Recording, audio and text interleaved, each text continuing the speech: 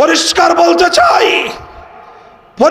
বলতে চাই জালিম ফ্যাসিবাদী স্বৈরাচারী হাসিনার আমলেও হকের মূল কথার ক্ষেত্রে আপোষ করার চিন্তা করি নাই। ভালো ভালো বুঝাইছিলাম, মরা বাপের মূর্তি বানায়েন না, ভালো হবে না। মানুষটা মারা গেছে এবং তাকে আমরা মুসলমানই মনে করি, কাজেই তার মূর্তি বানায় আল্লাহর সামনে তাকে লজ্জিত করেন না, জনগণের সামনে তাকে অপমান করার ব্যবস্থা করেন না। কথাটা ভালো লাগলো না আমাদের। আমার বিরুদ্ধে তিনি ক্ষিপ্ত হলেন, জাতীয় সংসদে তিনি আমার বিরুদ্ধে কথা বললেন, তার গোটা রাষ্ট্রযন্ত্রকে আমার বিরুদ্ধে লেলিয়ে দিলেন। ডিজিএফআই, এনএসআই সহ প্রত্যেকটা গোয়েন্দা সংস্থা যাদের কাজ ছিল রাষ্ট্রের নিরাপত্তা নিশ্চিত করা, সব কাজ বাদ দিয়ে তারা আমাদের আলেম সমাজকে জাতির সামনে হেয় প্রতিপন্ন করার জন্য তারা মাঠে নামলো। খালি কাদেরকে বরখাস্ত করতেছেন দেখতেছি আমরা। আমাদের ওই নাটকের সময় কারা কারা ছিল অনেকের চেহারা আমার মনে আছে। কারা কারা আদালতে আমাকে উঠানোর সময় আমার আইনজীবীকে পর্যন্ত হুমকি দিয়ে আদালতের কাঠগড়ে আসতে দেন নাই, চেহারাগুলো আমার মনে আছে। আদালতে থাকবে বিচারক আর আইনজীবীরা, আমাকে আদালতে উঠানোর সময় সশস্ত্র বাহিনীর সদস্য সেখানে উপস্থিত কেন ছিল? প্রশ্নটা আজকে করলাম না, প্রয়োজন হলে ভবিষ্যতে করব। মনে রাখবেন আলেম সমাজকে জাতির কাছ থেকে বিচ্ছিন্ন আপনারা করতে পারবেন না। কারণ উলামায়ে কেরাম আল্লাহর জন্য কাজ করেন, আল্লাহর দ্বীনের জন্য কাজ করেন, হকের ঝান্ডা সমুন্নত করার জন্য কাজ করেন। জীবনের পরোয়া করার সময় নাই। বলে দিই, আবারও বলছি, হিন্দু ধর্মাবলম্বীরা তারা তাদের মন্দিরে মূর্তি কয়টা বানাবে সেটা নিয়ে আমাদের মাথা ব্যথা নাই। হ্যাঁ, একটা আফসোস আছে যে তারা সঠিক ধর্ম পেল না, ইসলাম ধর্ম গ্রহণ না করে জাহান্নামের পথে তারা চলতেছে, মনে ব্যথা আছে। কিন্তু তাদের মূর্তি নিয়ে আমাদের মাথা ব্যথা নাই। কিন্তু মুসলমানদের কোন জাতীয় স্থাপনায় রাষ্ট্রীয় সম্পদ ব্যয় করে মূর্তি বানাবেন, আমরা মুখে আঙ্গুল দিয়ে চুষবো। ফ্যাসিস্ট হাসিনার আমলেও হয় নাই, ভবিষ্যতেও হবে না। বাংলাদেশে নতুন করে আর কোনদিন ভাস্কর্যের নামে মূর্তি সংস্কৃতি বাস্তবায়ন করতে দেব না। প্রস্তুত থাকবেন তো ইনশাআল্লাহ? হাম পাসবানে মিল্লাতে ইসলামিয়া, আমাদের কাজ হলো ইসলাম ধর্মের পাহারাদারি করা। হাফিজ হুজুর বলতেন যে তোমরা রাষ্ট্র চালাইতেছো, চালাও, ওটা নিয়ে কারাকারি করার খুব আগ্রহ আমাদের নাই। আমাদের জায়গাগুলোকে কাজ করার জন্য নির্বিঘ্ন পরিবেশ তোমরা রাখবা। আমাদের কোনো কাজের ব্যাপারে নাক গলাতে আসবা, সে নাক আমরা কেটে ফেলবো। আমার আগামী প্রজন্মের কোন সন্তানকে নাস্তিক্যবাদে দীক্ষিত করবার কোন পায়তারা বরদাস্ত আমরা করব না। এই বিষয়গুলোকে বাদ দিতে হবে। আগামী প্রজন্ম যেন ইসলামের নবী মুহাম্মদ আরবি সাল্লাল্লাহু আলাইহি ওয়াসাল্লামের সিরাত এবং তার জীবন সম্পর্কে যেন জানতে পারে। এই ধরনের শিক্ষা কারিকুলাম এবং শিক্ষা সিলেবাস জাতীয় শিক্ষা ব্যবস্থায় অন্তর্ভুক্ত করতে হবে। এগুলো যদি করেন, ইসলাম ধর্মটা যদি নির্বিঘ্ন নিরাপদ থাকে, আমরা যারা আল্লাহর জমিনে আল্লাহর দ্বীনকে গালেব করার আন্দোলন করি, সংগ্রাম করি, রাজনীতি করি, আমাদের রাজনীতি নিয়ে যদি কারো অ্যালার্জি চুলকারি না থাকে, তার ব্যাপারেও আমরা জিরো টলারেন্স নীতিতে যাব না।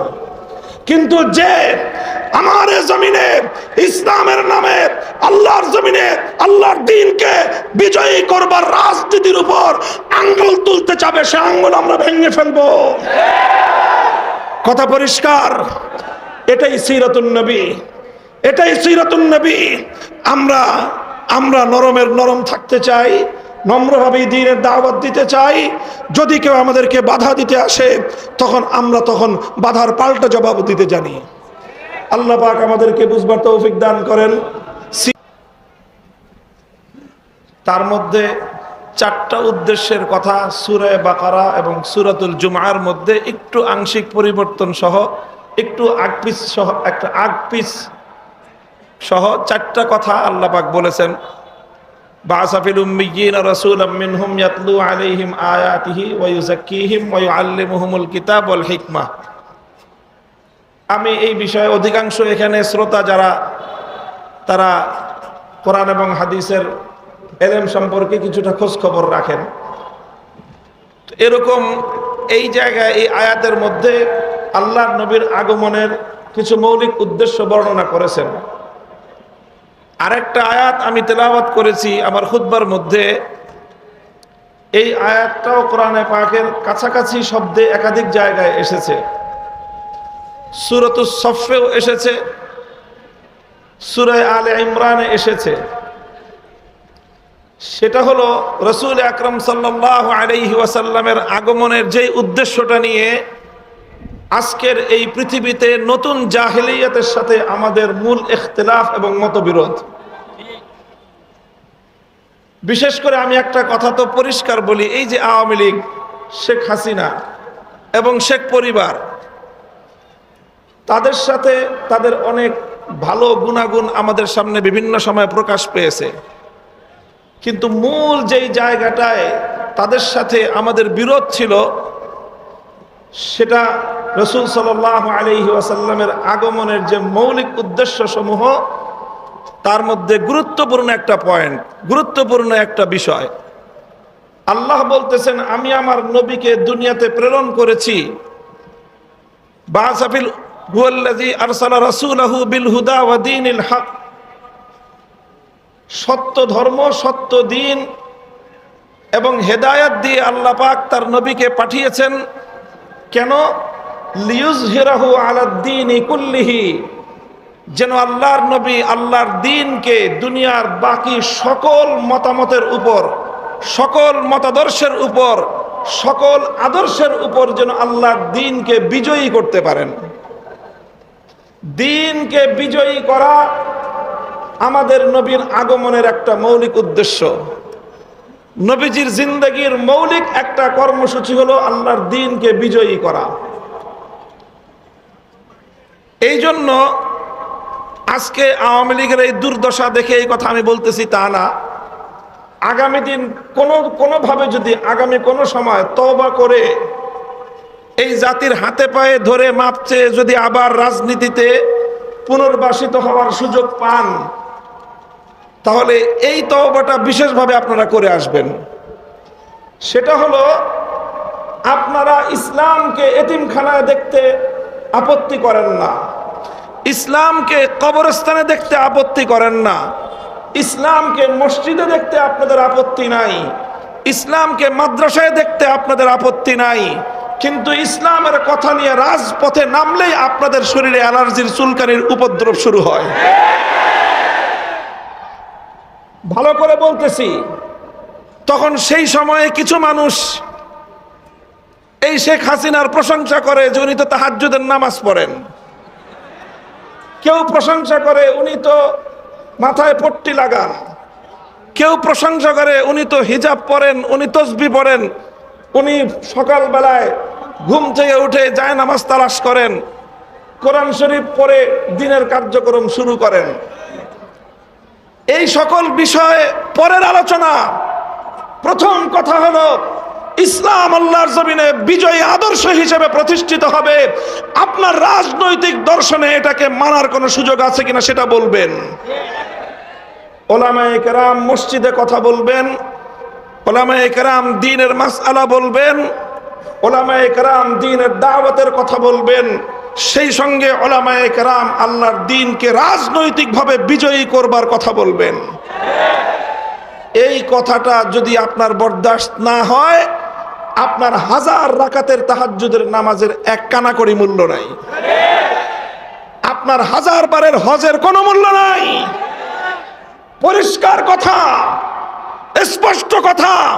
শুধু আওয়ামী লীগ নয়, এই জাতীয় যারাই আছেন ইসলামকে রাজনৈতিকভাবে দেখতে আপনাদের পছন্দ হয় না, পয়গাম শুনে রাখেন, বাংলাদেশে আপনাদেরকে আমরা বরদাস্ত করতে পারবো না।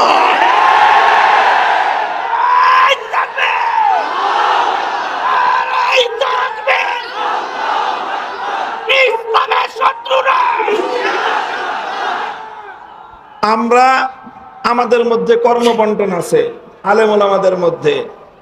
কেউ তালিমের কাজ করবে, শিক্ষকতার কাজ, এলেম শিখাবে। কেউ দাওয়াত এবং তাবলীগের কাজ করবে।